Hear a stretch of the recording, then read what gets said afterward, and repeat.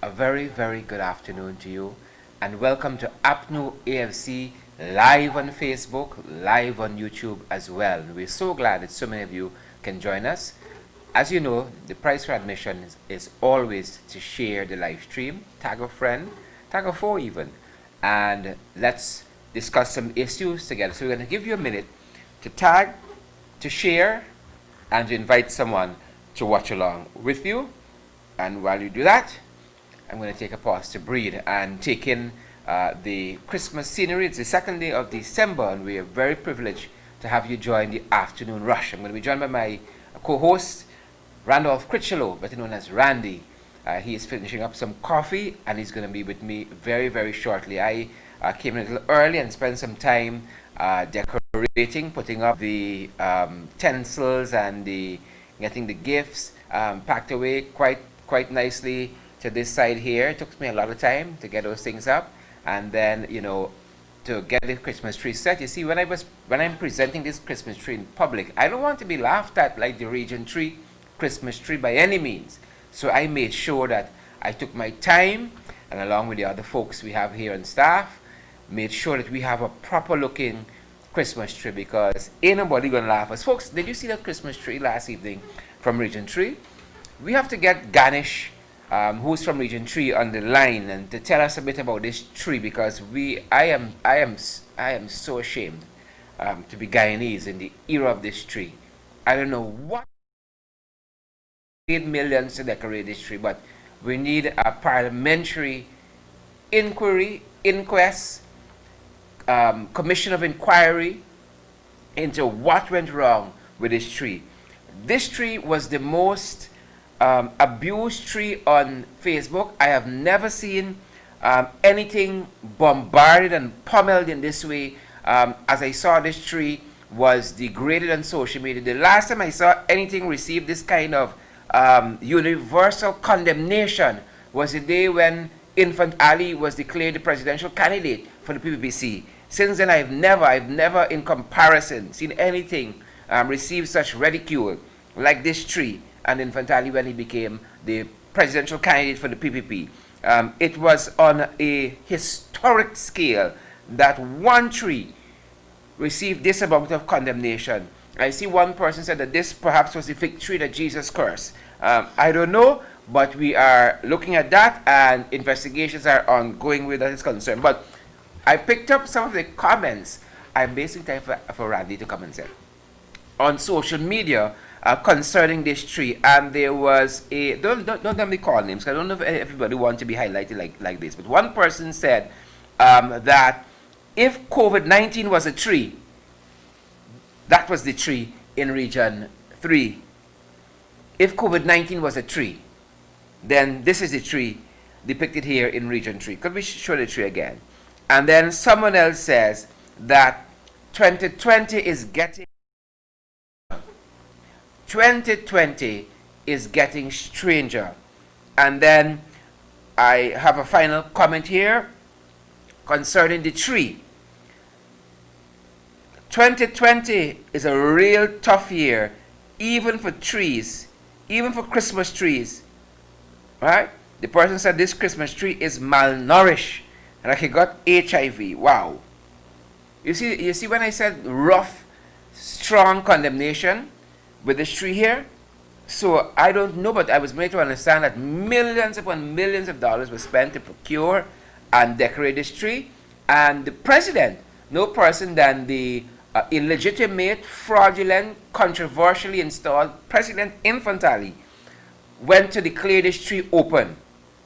Right? Of all the trees in all the world, we got this tree in Region 3. The shame of the entire country. But we have our very own beautifully decorated Christmas tree by yours truly. And I'm taking the props for this, and my colleague Randy did help. He put up the star at the very top there. But I had all the hard labor with the lights and the gifts and the hanging things and so on. I even made the chair myself during lunch. Folks, welcome to APNUAFC Live, and we're privileged to have you guys with us. where the tree has taken center stage this afternoon. We spoke with the mayor early on concerning the Roy BPAT and the city taxes issue, and this is what the mayor, Mr. Ubraj Narain, one of our favorite people to talk to about all things the city of Georgetown, and he was gracious enough to give us a comment, and we're going to have that for you in very, very short order while I continue to admire our better tree than the region tree.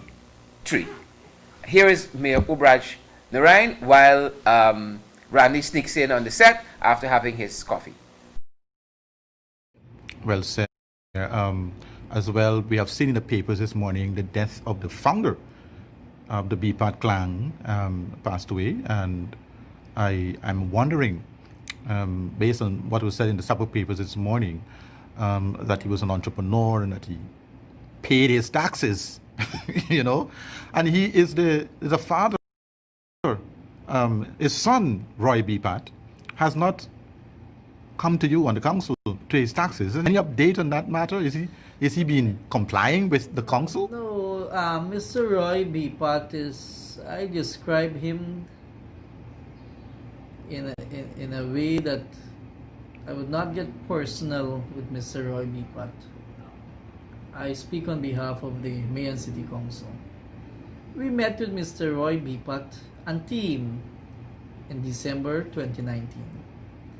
And Mr. Roy BPAT, we give him a very good deal. And he never, said, look, he agreed there, look, I'm going to work with this deal.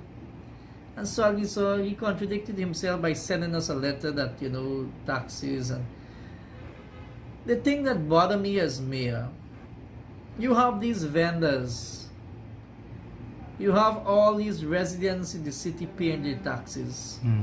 But a businessman, prominent businessman, who is not paying his taxes, government is doing business with him. Okay. Government is doing business with him. My question to the government and Mr. BPAT and the public should question these things. How Mr. BPAT able to gain a compliance? To have government agreement, to have contracts with government. Therefore, GR is actually having some skullduggery, NIS, because if you are how these people operate their food, the food handler certificate, you have spots he rented for food and beverages and all these things, how these people are able to sell.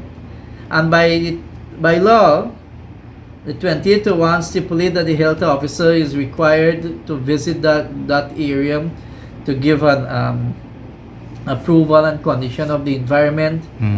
Nobody knows if those fields got infested with rats and insects and all these nonsense, So no one ever visited. I wanted to know how these things happened. Why not we questioning these things? How Mr. BPAT getting his license when you have others who are trying to survive in this pandemic, being pressured. Oh, look, you need to go and get that compliance. You need to go and get that fire certificate and all these documents before you get a license from GRA. A small shop in the countryside, they have to go and the sanitary have to certify them. They have to get the fire service or fire station to certify them. Then you have to go and get a letter from the NDC certifying you that your rates and taxes are up to date. I'm speaking on the NDC part. Then you go to the GRAs, submit all these documents.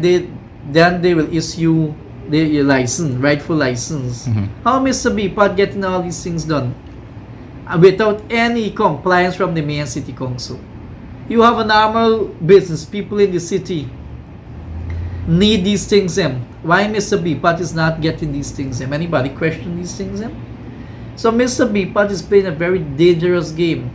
by not paying his rates and taxes. Don't tell me about you're doing charitable work in Tiger Bay, you're doing charitable work in Sophia, you're doing charitable work in other areas. I don't want to hear that. The main city council never asked you to do that.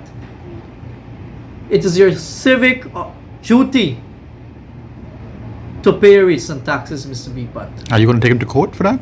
Well, he in fact sued us to take us to court. We're happy that, that we are going to court on this matter. And I want to see which court will deny a businessman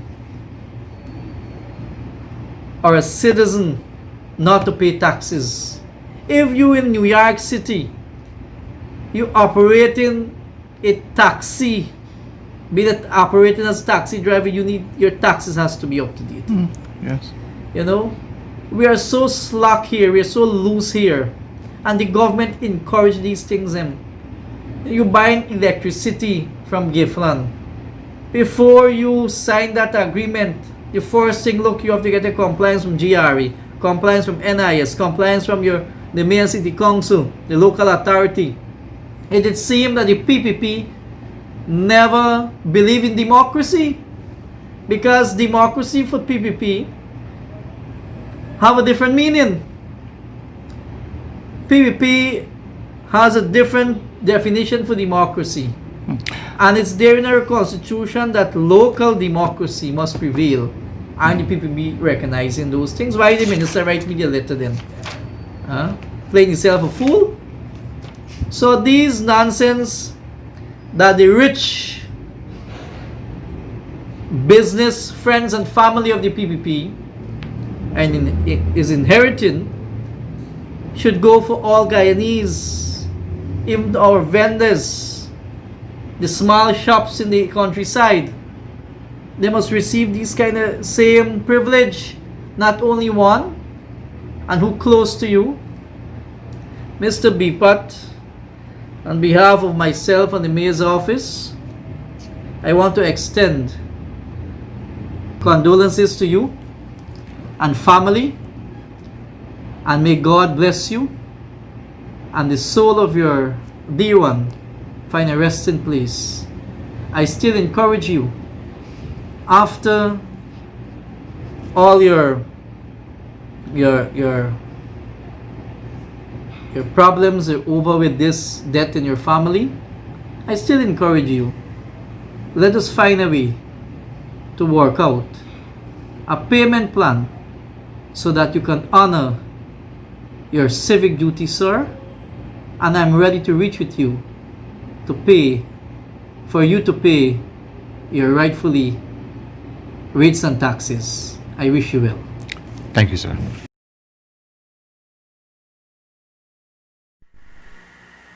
And welcome back. That was his worship, and as you used to say in the old days, the Lord Mayor, the Reverend whoever it was. So the Lord Mayor Obraj Narain there, talking to us, giving us an update on the Giffland saga with Mr. Roy Bipat and his taxes. And since that time, my colleague Randolph Critchler has stepped onto the set after sipping very leisurely his eggnog.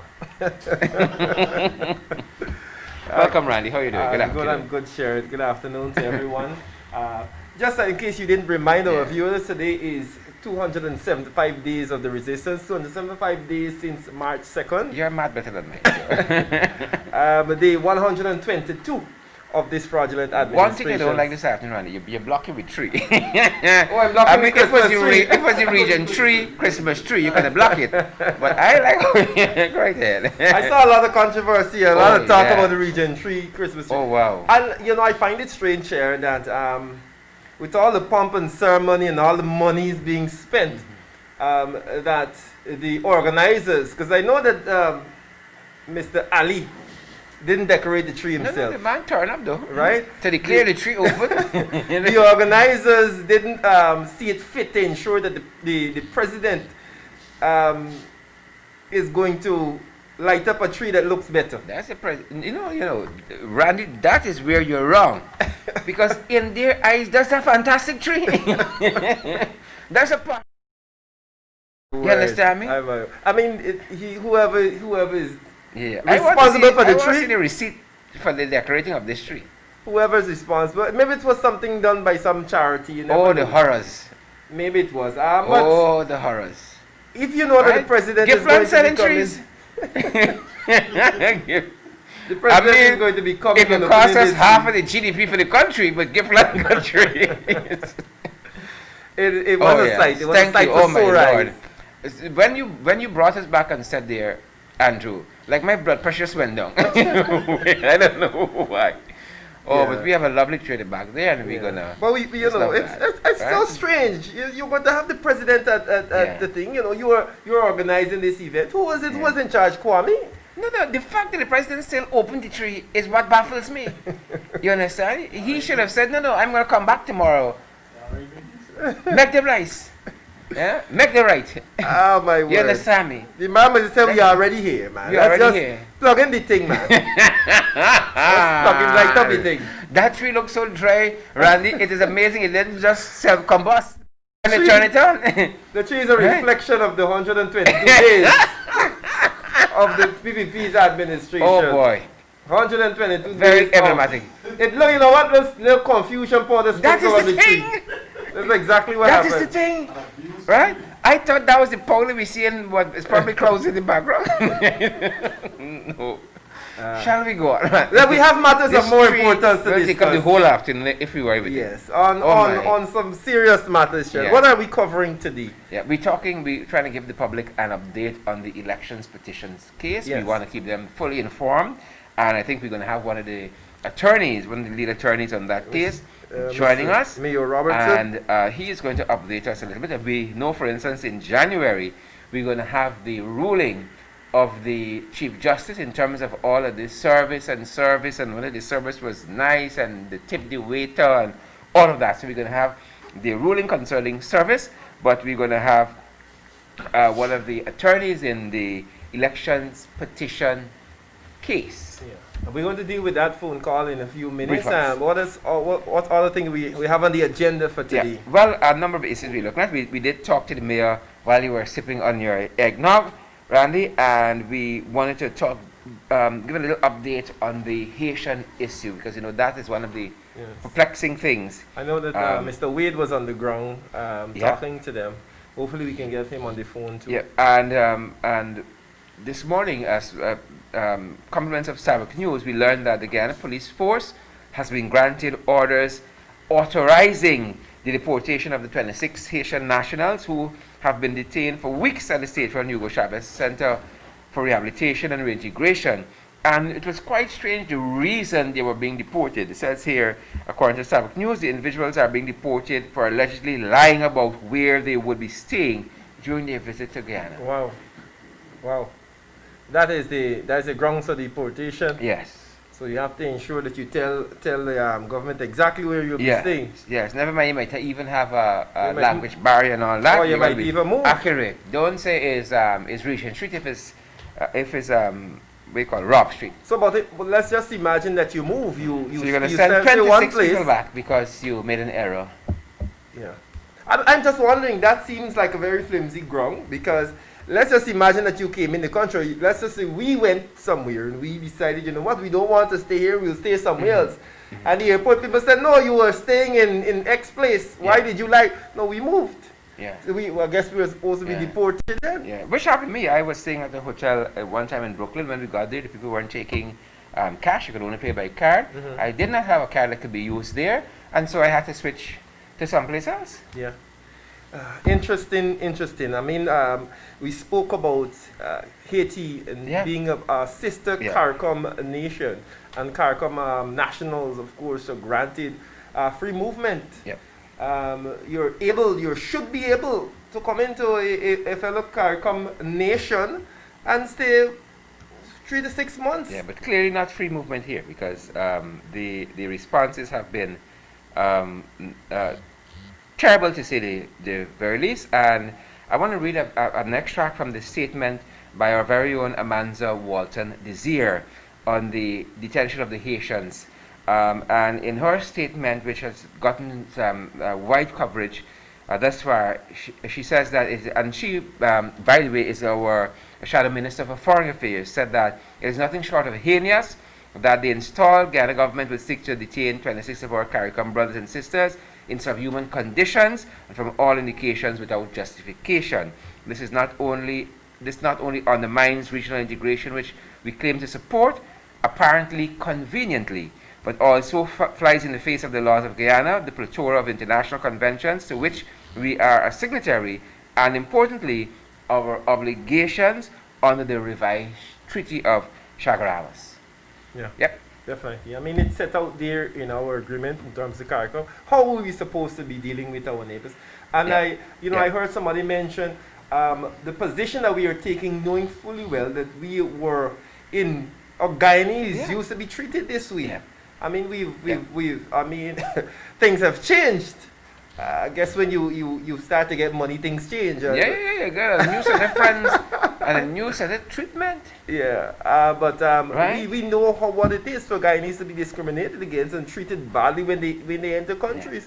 And it is shocking that we would take this position. Yeah. And the other thing too is that Guyanese are generally known for our hospitality. Yes. Hospitable people. Right? Yes. We were like the Arawaks, docile people. Mm-hmm. We got 1 or 2 Caribs, but generally 1 or 2 Caribs like Randy and Chris, but generally you're a Sherrod, you're an Arawak. Peace-loving, docile people. And so it flies in the face of our very character as a people, and that you would treat the Haitian brothers who have their own unique set of challenges. Mm-hmm. Yep, indeed. Not nice at all. Yeah. Right. We want to head straight into that, because remember, the petition is the main focus right now in Guyana. We know that this will be the official record. Once the petition is heard, because if the PPP have their way, we would not hear the petition because somebody signed something in some mistake was made when serving or something, like some technicality. Yeah. This is as my grandmother would say, some Jim Cock bring ram goat story. Right. But the nation will hear the petition. Yeah. The nation will hear the petition, and it would. You know what is interesting, Sherrod? You are claiming that you won fair and square. Yeah. You are the rightful set of people that should be the rightful in government. Yeah.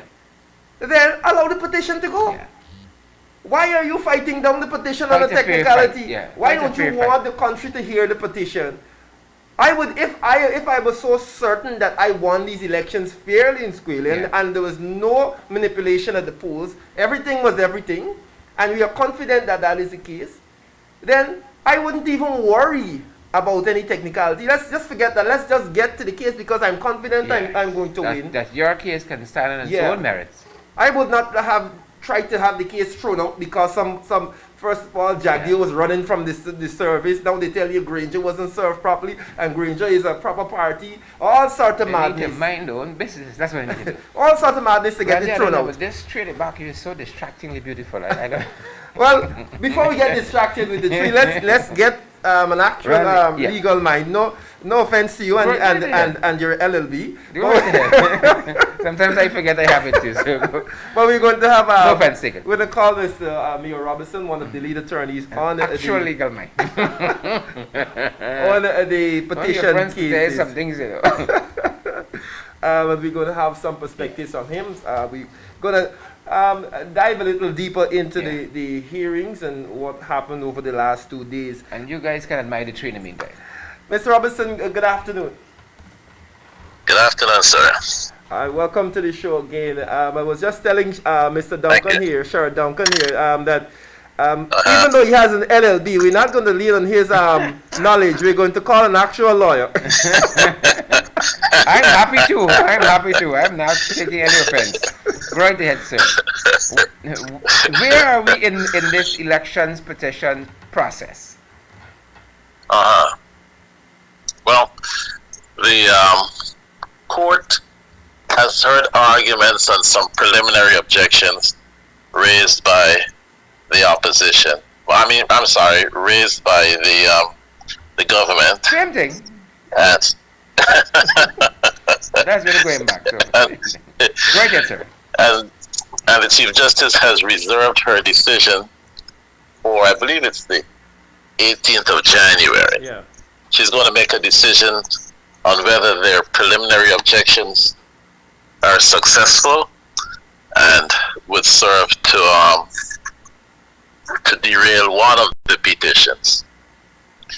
And we're very hopeful that he is going to rule in our favor. We believe that we have placed in front of the court a substantial amount of law and facts that would allow her to rule in our favor. The objections are part of a strategy to keep from public scrutiny as long as possible the underlying allegations that are made in the petitions.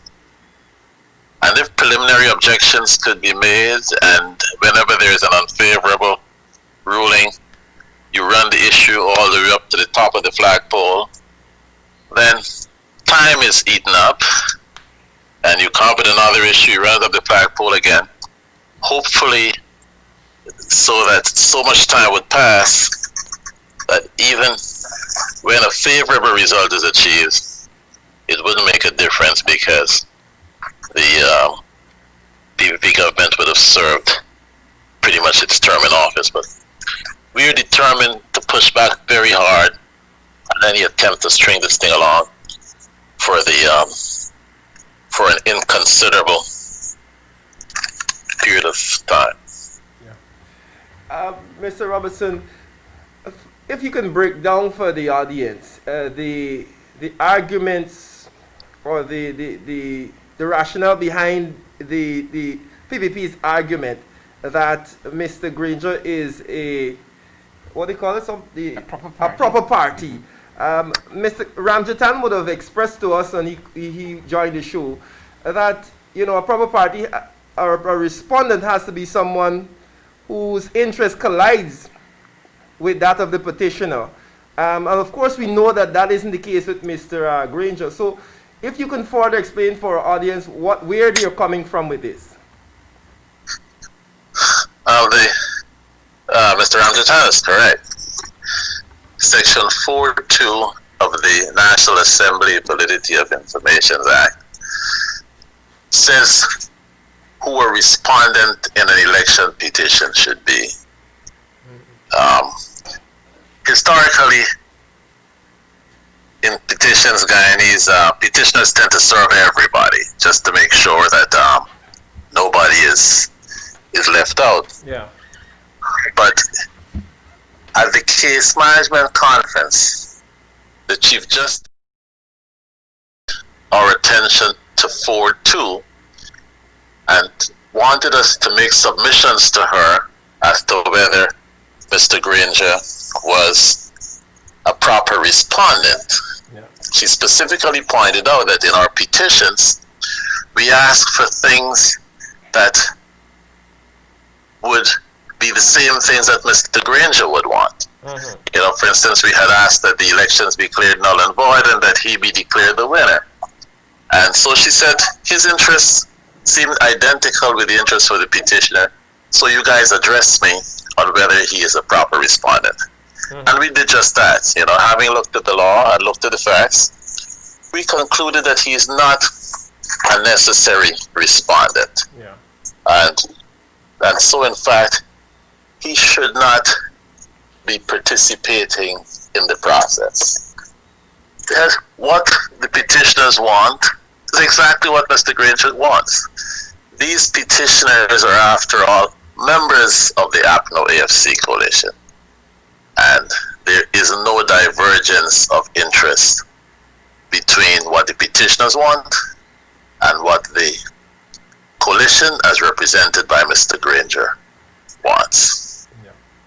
The PPP is saying that Mr. Granger is a necessary respondent, and they're trying to suggest that there are aspects of the petition that conflict with his interests. We don't believe they've supported that by any solid legal arguments. But this is the reason why they're doing it. One of their objections to the petition is that Mr. Granger was not served in time with the petition. Now, if he's not served in time, it wouldn't matter if he's not a necessary party. Yeah. They believe they can make an argument that he was not served in time because on the affidavit of service, by clerical error, the date of service of Mr. Granger was mistakenly given as 1 week later than when it was actually served. And they're saying, based on that mistake, that there was not timely service. But the petitioners have sworn to affidavits admitting that there was a clerical error and explaining the circumstances and saying, yes, we did say that, but in fact he was served a week earlier. And here is why this happened. They have no basis, they have no evidence to support their conclusion, other than the clerical error which was explained away. And so we don't believe the argument is going to be successful. There's no sworn testimony from anybody who can come forward and say, these guys are lying, they didn't serve Mr. Granger. I saw they spent all day, or I saw them, they was celebrating a party and they weren't serving any petition that day, or Mr. Granger was out of the country, he had gone to Cuba. So he wasn't served on that day. There's no evidence like that. All they're saying is, hey, they made a clerical mistake, so we're going to jump on that and ask the court to say that he was not served. Even though we have provided sworn testimony explaining how the clerical mistake was made and explaining what the truth of the matter is. Okay, great. Moving forward. So after the 18th, Mr. Robertson, how, not necessarily how, but what is next?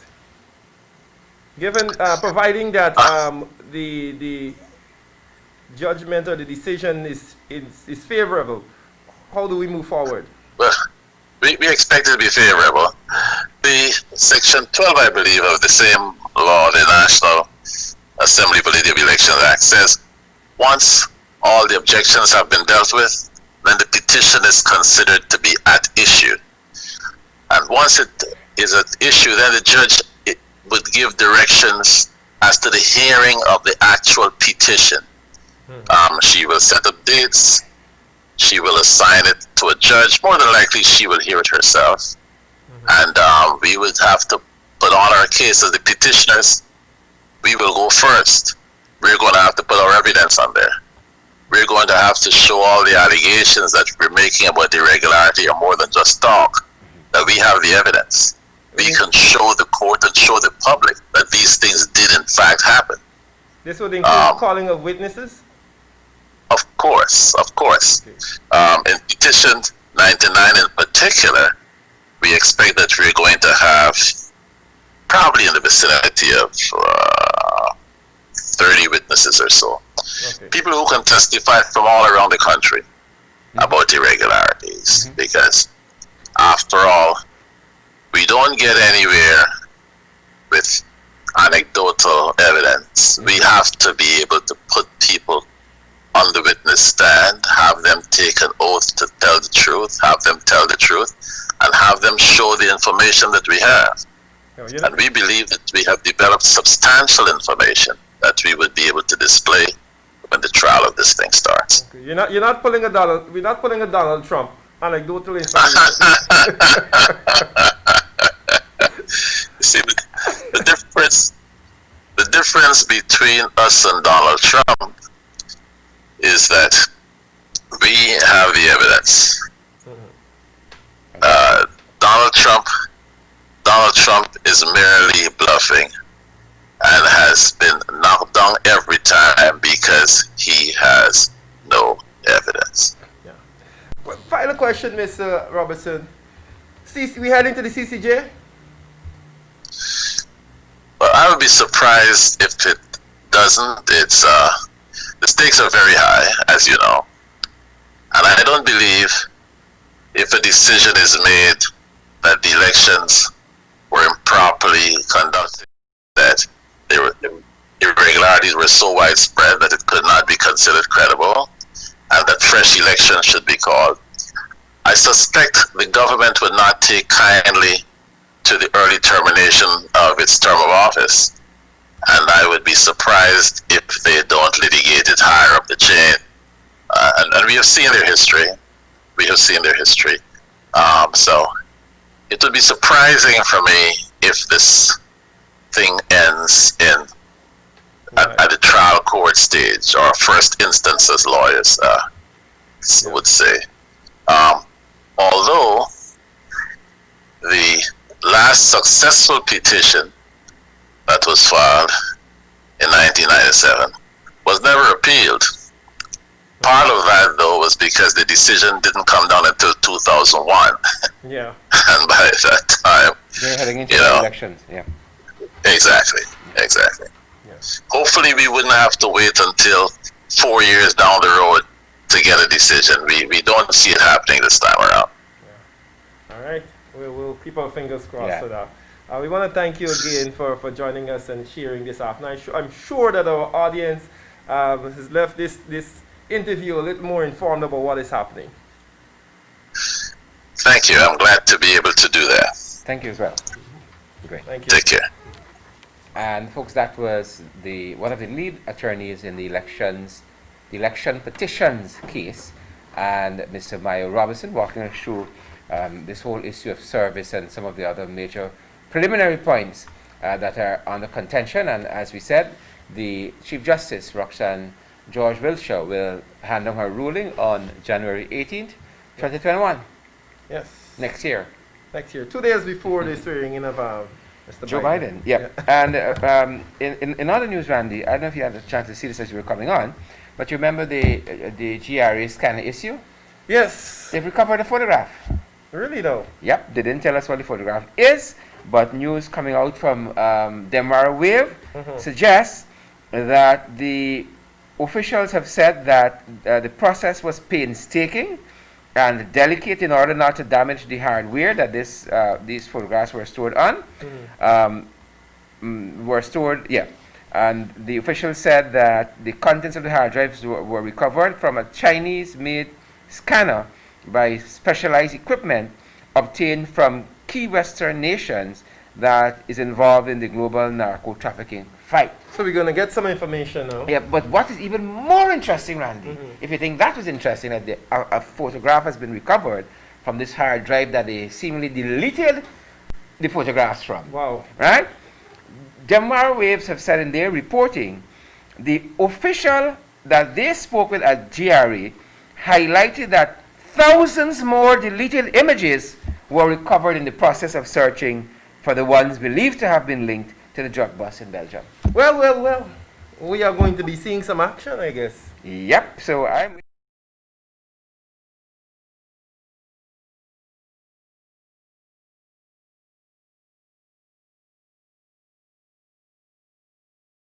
deleted and were irretrievable. But apparently they have leaned on international help, and they have not only found the Belgium scanner images or the Belgium container images, but they have found thousands of other deleted images. Why were these images deleted? Maybe they were what do you call it, smudged or blurred or what have you. Who knows? It's Guyana. I mean, an infantile is president. Who knows? Yep. We are going to be seeing some real revelations in that, because so that's interesting. I want to see the pictures. And we're going to be talking with Dr. Karen Cummins also in a little bit about COVID-19, because we know how that is going. It's going like the Christmas tree. Confusion. Yes. But that Belgium case is going to be very, very interesting to see where this goes. What photographs were there? Because I was digging into this story just before we came on air, and like, I don't know if I missed parts of it before, but there was like a huge container in a container. The huge metal. Look, it's on the screen. My God, a container in a container. Yeah. And that could not have been done. I mean, that's not a little box you chuck in a corner. It is what? Let me remember here correctly. It is 11.5 tons of cocaine. 11.5 tons. 11.5. Right? And the report says that just months earlier in Hamburg, Germany, authorities would have discovered 1.5 million sacks of rice, and the port of origin would have been Guyana. Sure, is it some coincidence that as soon as the PPP went into power, these things started There are no happening again? coincidences in politics. None. Is it a coincidence that the minute Yeah. they took power, Yeah. You think power was hotels is given built to itself? them? You think them big hotels is built itself? And I'm still to really draw some lines Oh. and make some connections with these hotels. You know, we have to really, Guyanese have to keep their eyes open. Yeah. Right. 35 hoteliers signal their interest. Suddenly. Suddenly signal their interest to the go invest. And Yeah. they're happy to say that 35 people want to build hotels in Guyana.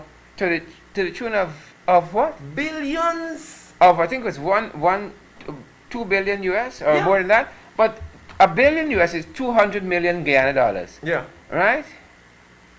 Interesting.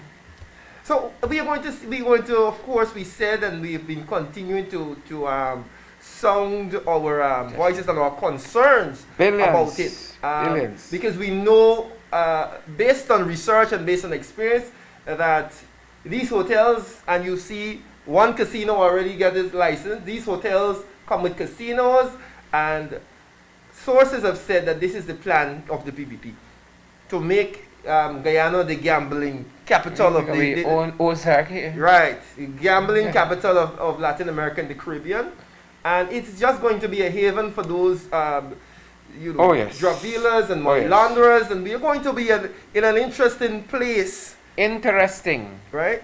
And of Interesting. course that focus, and I will repeat it as many times because we have to be very concerned about this macro investment and forgetting to invest in social programs, in education. The APNUAFC spent the last 5 years The social programs investing, they carry 2 balls in Tiger Bay or Tiger somewhere. Bay, carry 2 footballs more in the place on the East Bank. Right.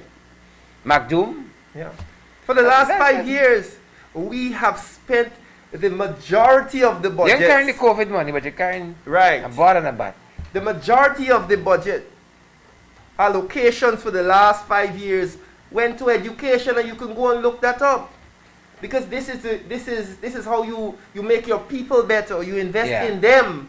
Yeah. You don't invest in a hotel so you can hire 2 maids and a cleaner and give them pittance. And that's the one thing they always, to get their projects passed, they always talk about how many people they will employ. So it's 300 will be employed here, 500 there. So you think they're doing that social responsibility Menial thing? jobs. Yes. Menial jobs. Right. People are And going then to they barely got to get by. fight them down to get, because we still haven't gotten out in the private sector a universal minimum wage. Right? So is there anything they want to throw at you? Right. So the private sector has been there, the commission and all these people have not advocated at any point in time to ensure that those persons who are not working in the public sector are given a proper minimum wage. Yeah. And we see this, and I will ask those 300 people, because I saw a report this afternoon where the owner, Mr. Bacchus, I think it's Clifton Bacchus is his name, who was showing off the new Carnival Casino. And the reporter asked him, whether or not, there's a talk about people not being paid well in these establishments. No, we're going to be paid well. They're going to get dinner and lunch, And build houses and right? so on. And I will ask, Get to him. how many of those persons can actually afford to get a room in a hotel that they're working in? Get to him. And this is we are going to see an increasing wealth gap in this country. Well, the other thing is how even Mr. Bacchus was able to build a hotel there based on the zoning and all of that, because that area there is not zoned commercially, and that hotel takes up about a whole block. Yeah, and it's going to be interesting also. We know that the fraudulent president belongs, he's a Muslim.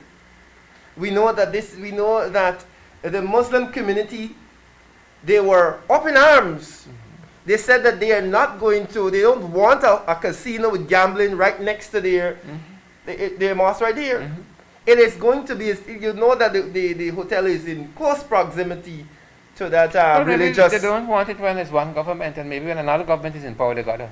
Right, keep maybe quiet. they can come out of the casino and then, Maybe. you know, head over to the Pray. religious ceremony. Pray to give back the money. I really don't understand, Not and really. we're going to be watching with, you know, with some close eyes on that, because obviously they were given license. I wonder if they are going to still be crying out. The Muslim community are going to crying out about the proximity of the the hotel and the casino next to their And it's religious open. building, It's open for business, so we wait on the Christ now. right? But we have to talk with Dr. Karen Cummins a little bit about COVID, because we want you to get some perspective on what is happening with COVID, and we are quickly running out of time this afternoon. You know how it, you know, when it comes on to Christmas, Yes. how the time goes. An hour is not just an hour. An hour is about 40 minutes. So Yeah, we don't get dark a little earlier. Hopefully, you know, we get some daylight savings Yeah. later on. We change. But Dr. Cummins, good afternoon. Good afternoon. Dr. Cummins, Randy, you know, how you doing? we are well, We're COVID free. and we have a better Christmas tree than Region 3, so we're well. We're well, though. That's a good one, huh? We're That's well. clear. We know that you are our go-to person, our local in-house COVID expert. And, you know, they have issued this new COVID, what do you call it? The gazetted order. The COVID measures, the emergency Yes, measures yeah, for the COVID-19, which is governing from December 1 to December 31st. But the whole thing is like it got some confusion powder sprinkled even over that. Because I see in the measures, they talk about more enforcement. That seems to be part of this new trust. But then the Prime Minister, Doc, said quite recently, and I want to quote, "We can expect greater enforcement during the Christmas season, but as I mentioned before, our focus is more on education, engaging and encouraging people to observe and adhere to the measures," which is good. Enforcement will be done, but as far as possible, as far as I'm concerned, as the national coordinator, enforcement should be a last resort. That sounds like, Oh my goodness. are we Oh, enforcing or are we not enforcing? We're educating, and then if they Absolutely. don't want to listen, we Eh? enforce apparently. The Prime Minister cannot set his own standards and say, well, as far as I'm concerned, as the national coordinator, enforcement should be a last resort. But is that coming from Yeah. from him, or is it the task force's recommendation? The task force, which I am assuming put together the emergency measures that governs us now, and that was gazetted from December 1 to 31st, right? But the Prime Minister seemed to have been speaking extemporaneously, and this was his comments, and this I'm taking this from Starbuck News, right? What a Which- thing. which- yeah. Well, thanks for having me on your program.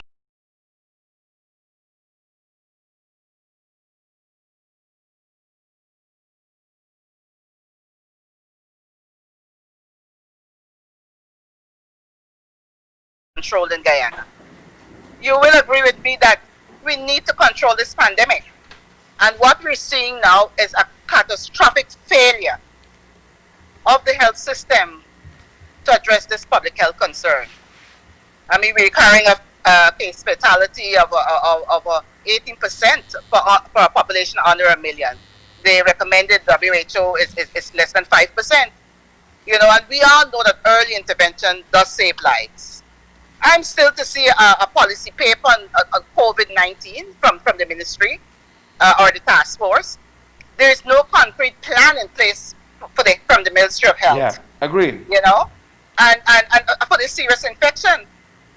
Of recent, I've noticed that they'll be rolling out the call it an antigen test soon to assist in diagnosis.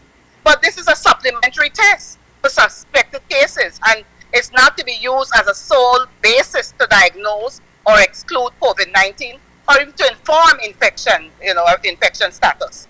So we are really in a sad state. Now, at present, we're having 5,000 cases. Of course, the males are more than the females. I think it's 2,791 males to 2,632 females. Our number of deaths is over 150 now. 771 persons on home isolation and 35 in institutional quarantine. They've told us that there are 3 persons in ICU and 62 persons in isolation. As we know, Region 4 continues to be the epicenter. That's the Demerara Mahaica area. And they're responsible for half, 2,450 cases. Mm-hmm. And the hinterland is coming up sharply. 848 cases in Region 1. Wow. 471 in Region 7. 379 in Region 9. 402 in Region 3. Even we were boasting that Region 5 and 6, they're doing pretty well, but Region 6, they have passed the 200 mark, close to 250, And of course, Region 10, they are at 272. So it's really a sad state. The surveillance data, which is made public, tells us that, it's rising. And it would be interesting enough for us to do a research as we look at those who have recovered those cases. Maybe they should test them to see if they have the presence of antibodies and maybe do some tracking with those persons, to assist. Randy, you would recall a few Sundays ago we went to President's College, and we're still learning about this novel coronavirus. And at one time we were told that it won't affect young persons, it won't affect babies, just the elderly. But we have seen that infants and children, they are also at risk. Yeah, Doc, I wanted to jump in there on that. We know that 6-day-old infant became a 158 case or death, and I mean, I know the standard by which the APNUAFC was held. And to think that under your stewardship or under the stewardship of Ms. Lawrence, that something like this would have happened, we would have heard national outcry. Absolutely. I find it strange that the 3 health ministers that they have there now, they seem to be just sitting there.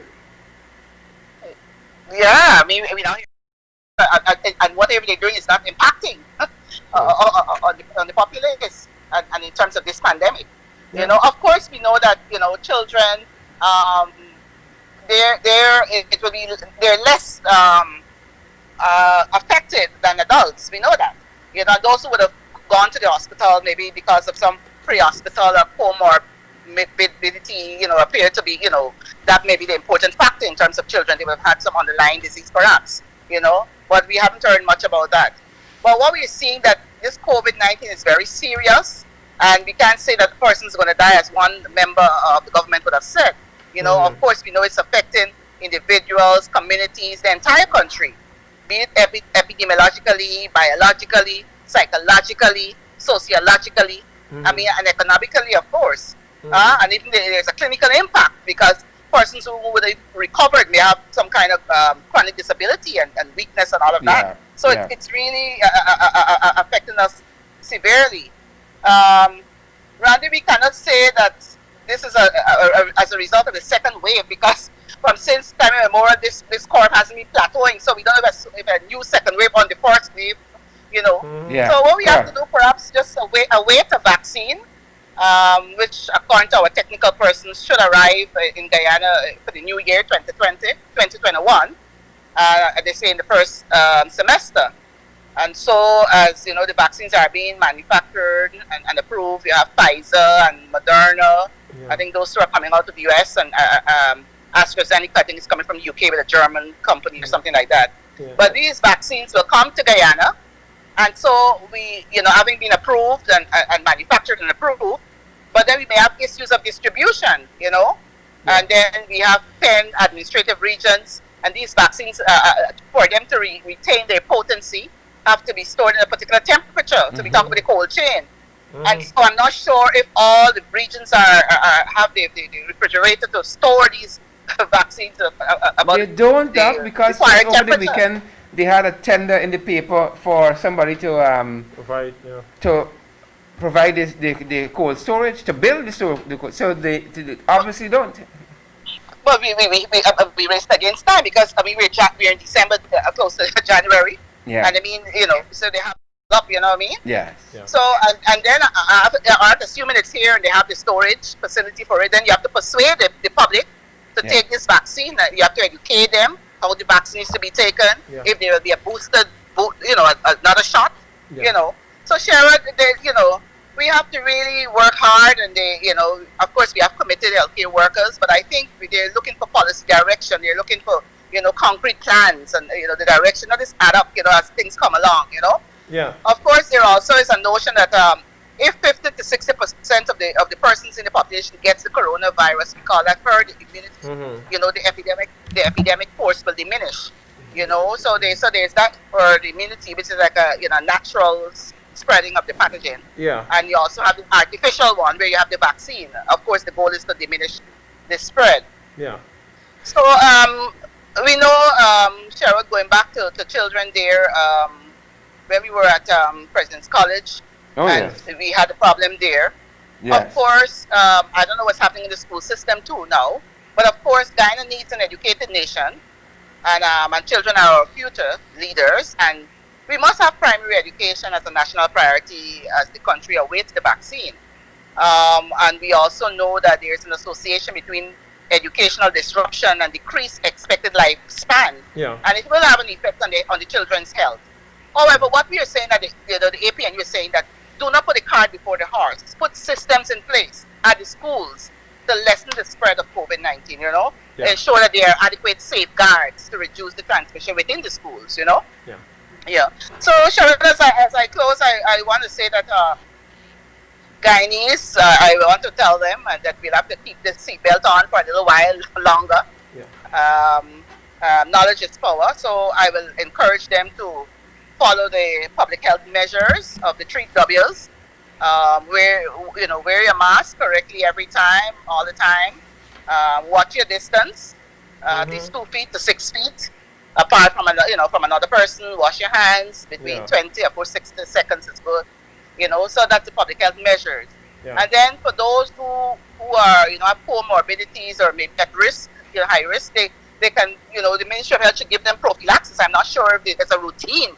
They give them prophylaxis because you remember one of my press conference, they have gotten so many almost 800 persons at home isolation, and so they're actually saving the government about 25,000 because they have to find their own masks, they have to find their own sanitizers. You know what I mean? Yeah. And I'm not sure if they're having their zinc and the vitamin C and vitamin D and all these things. Yeah. Because some of these things are inhibit the viral replication. So we want to ensure that they boost their immune system, have the adequate sleep, because it has been science has proven that melatonin, would really, it's part of the sleep pattern. It's associated with 30% reduced likelihood of testing positive just by resting and relaxing, Yeah. and it increases your tolerance, to the virus, the host virus, So sleeping is very important. And for those persons at home, I don't know what they're telling them for the symptomatic ones, so because they may not be enough to go to be hospitalized, but you may be at home. So I don't know if they give them as a prophylaxis or routinely when they go home. They're given aspirin, or we call something a tablet named ivermectin, which you also give when you're given filaria, and so on. So I really don't know. I'm not seeing a plan, Yeah. Definitely. But I'll tell the folks out there, and just if you're having respiratory symptoms, make sure you visit the nearest health center, and we look forward to the vaccination whenever it comes, and that we can able to reduce the spread of this. And that's a good note. That's a good note to end on that, because this morning we saw the UK being actually the first Western country to approve, and they approved the Pfizer vaccine, and they're now moving into distribution. There will be 20 million doses available in the next couple of weeks, and I think we'll definitely have you back with other professionals to talk about when that actually hits Guyana and how we deal with distribution. But we want to thank you for your contribution this afternoon. Yes, but I hope by the time we reach back, that the nurses and the frontline workers will have a 1 month's salary bonus. Definitely. Not just 2 months. Definitely. 2 weeks, huh? Definitely. We'll have that conversation another time too. Do enjoy the rest of the evening. You too. Thank you. Thanks, for Dr. Cummins. having me. Great. Folks, there you have it. Our very own Dr. Karen Cummins, our in-house COVID specialist, walking us through what are the major issues this afternoon. As you know, we have been tracking what has been happening. The infection rates are going up, the death rates are going up. So you and I have got to take every precaution necessary from becoming infected with COVID-19. Yeah. Share tomorrow. I know we have some other stuff to deal with. We're coming close to program time. We know you have a show to go and attend to the ring this evening. And actually, I'm going to be talking with Comrade Volner Lawrence this evening, having a wider conversation on the government's COVID-19's management. And so we invite you guys to join us back at 8 o'clock. Her own travails with the PPP and the persecution. Yes, we're going to be speaking about a number of things. We're going to be having a very, very in-depth conversation. And we'll definitely be going into some other issues, including Minister Pompazet, Dharamlal, who seems to not understand his position as a minister. I saw a comment yesterday when he spoke, and he said that, you know what, the mayor should find other ways to raise money and stop embarrassing business owners. Business owners should pay their taxes, so they they're not should be embarrassed. So they're not embarrassed. Minister Dharamlal, they should be embarrassed. If you owe the city $114 million and you want to come out and lambast, that's the word? Yes. Same word. Same word. And you want to come out and lambaste? Yes, that's the word. That's the word. Right? And talk down people. You want to be embarrassed, pay your taxes. Pay your taxes. You don't encourage as a minister. You are a minister of the government. And these businesses owe the state money essentially. And you think don't embarrass them. Same way they want Palm Court be embarrassed the other day. Exactly. Palm Court must run amok and open up and do whatever they have to do. We must be a country of must laws. do what they want to do. Must be a country of laws, and we all got to obey the same laws. Equal treatment before the law. Mr. Dharamlal, get a grip of yourself. Get a grip. Yep. Folks, thanks for joining us this afternoon. Remember, a good night to all except night to them. Remember, we're pushing for national development. Minister Let's work Pompazet. together to do that. And that's not what Pops did today. Do enjoy the rest of your evening. Stay safe, guys.